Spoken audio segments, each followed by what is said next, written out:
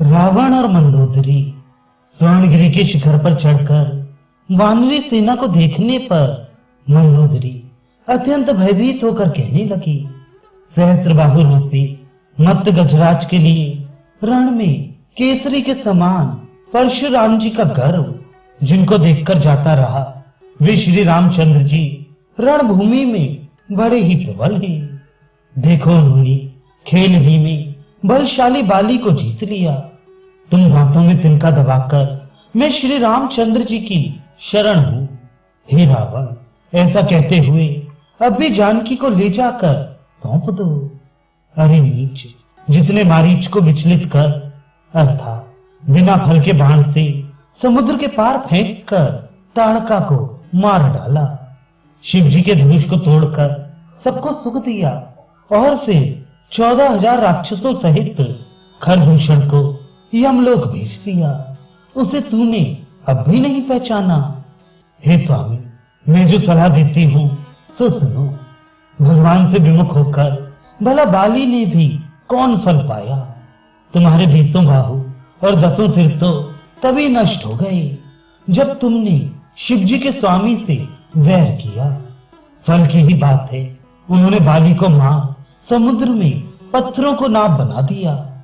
हे स्वामी, तो भी तुमने भगवान को नहीं पहचाना, जिनके साथ काल के समान भयंकर बहुत से रीछ और वानर वीर वृक्ष तथा ऊंचे ऊंचे पर्वत श्रृंग लिए हुए हैं, तथा जो राजछत्र गिराने के ब्याज से तुम्हारे 10 सिर छेदन कर चुके हैं, वे तुलसीदास के प्रभु कौशलेश्वर भगवान राम आ गए हैं। हे स्वामी, सुनिए, शिव जी की इस दैन्य को नष्ट न कीजिए।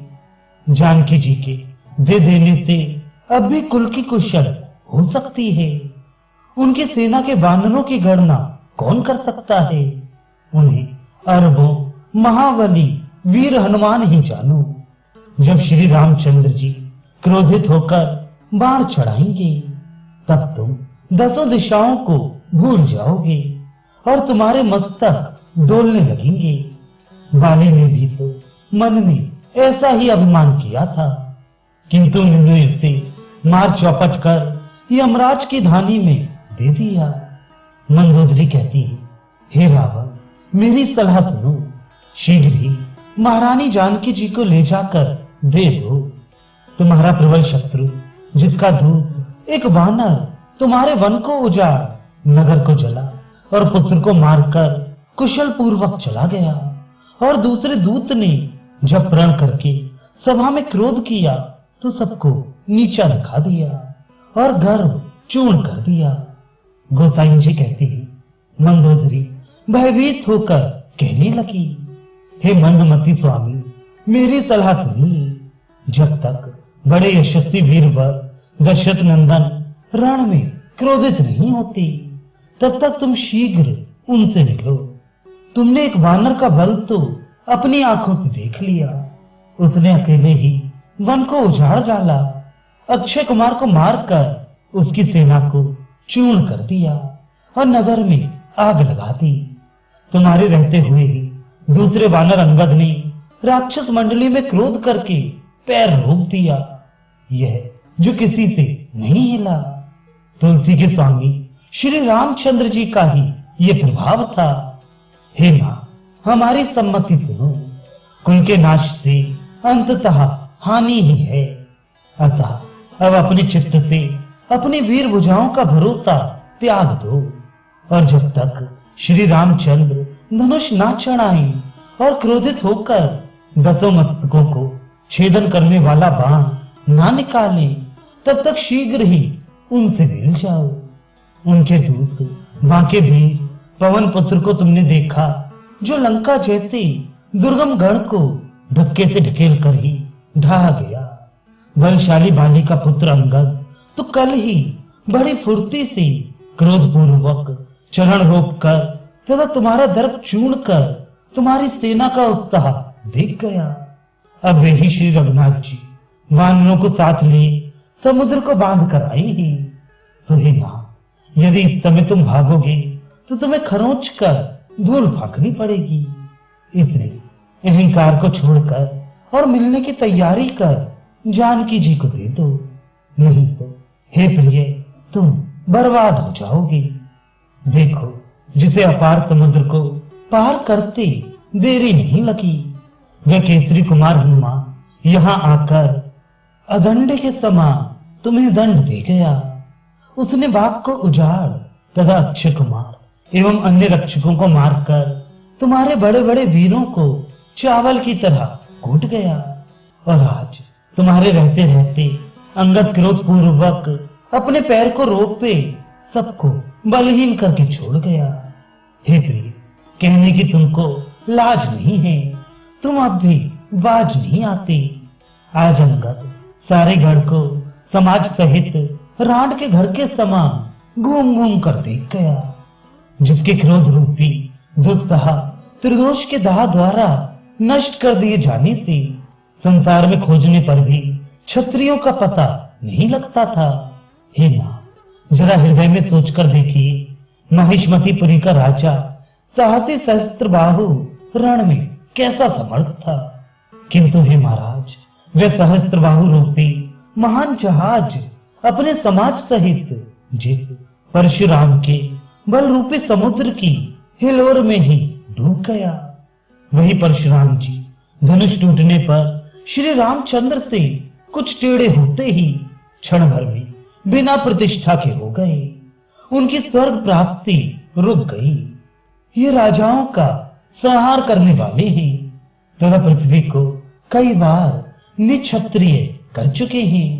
इनके हाथ में कठिन कुठार रहता है और इनका वीरों का सा स्वभाव है। ये जानकर भगवान श्री राम ने राजाओं तथा लोकपालों पर अत्यंत कृपा परवश हो मन में यह अनुमान किया कि जिस समय इनका परशुराम जी के साथ धनुष युद्ध होगा, उस समय इन लोगों का क्या दशा होगी। और ये देखकर कि पिनाक के बहाने को लेकर इनकी नाक सिकुड़ गई है, परशुराम जी के स्वर्ग प्राप्ति को रोक दिया और संसार के भारी भ्रम को कि उनका सामना करने वाला संसार में कोई नहीं है मिटा दिया। हे प्रिय, उन्हीं श्री रामचंद्र जी को ईश्वर जानकर अपने 10 सिर पृथ्वी पर रखकर और 20 हाथ जोड़कर मिलो। मामा जी मारीच ने सलाह दी, विभीषण ने भी बार बार कहा, और हे प्रिय, मैं भी आंचल पसार कर बार बार तुम्हारे पैरों पड़ी और भगवान से विरोध ना करने के लिए प्रार्थना की। हे मां, जनकपुर में परशुराम जी की क्या गति हुई सो प्रकट ही है। अतः ये सोचकर कि पहले जिनसे बैर ठाना उनकी शरण कैसे जाऊं, आपको संकोच नहीं करना चाहिए। उन्होंने समय पर जैसा अवसर आ पड़ा वैसे ही चतुराई कर ली, अर्थात रामचंद्र जी के शरण हो गए। जयंत, विराट, खर, दूषण, कबंध और बाली किसी का भी श्री रामचंद्र से वैर करके पूरा नहीं पड़ा। हे स्वामी, अपने को विचार का फल 20 आंखों से देख लो कि कपि ने खेल ही में लंका को किसी अनाथ बेवा की झोंपड़ी के समान जला दिया। श्री रामचंद्र से मेल करने में ही सदा भलाई है, ऐसे सुगम कार्य को कठिन ना बनाइए। हे प्रिय, मैं अपनी समझ कहती हूँ, इसे भली भांति समझ लीजिए कि स्थान युद्ध करने का नहीं किंतु युद्ध से हटने का ही है। हे मां, आपने भृगुनाथ परशुराम जी की कथा सुनी ही ली। बलवान बाली बात के पीछे बर्बाद हो गई, आपका भाई विभीषण भी उनसे जा मिला। हे स्वामी, सुनती हूं अब उन्होंने समुद्र के किनारे पहुंचकर पड़ाव डाल दिया है। हे ना, वायुपुत्र हनुमान वानर और भालुओं की सेना की रक्षा के लिए यम और कराल काल की भी चौकसी करने वाला है।